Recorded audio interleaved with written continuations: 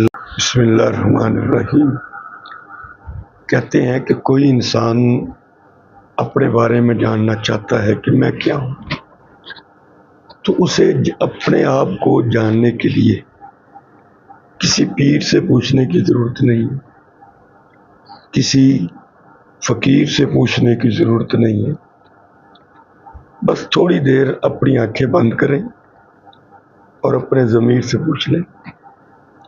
آپ کا اندر یہ خود گواہی دے گا کہ آپ کیسے ہیں۔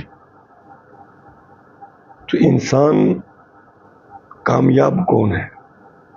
کامیاب انسان وہ ہے جس کا ظاہر بھی اچھا ہو اور جس کا باطن یعنی اندر وہ بھی اچھا ہو۔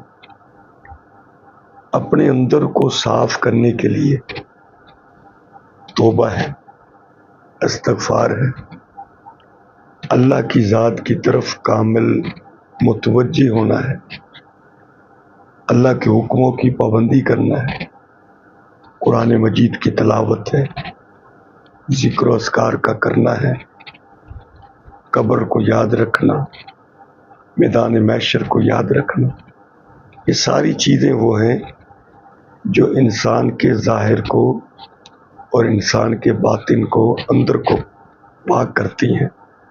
کسی سے پوچھنے کی ضرورت نہیں ہے، بس اپنے ضمیر سے پوچھ لیا کرے تو ضمیر ہی خود بتا دے گا کہ آپ کی زندگی کیسی ہے۔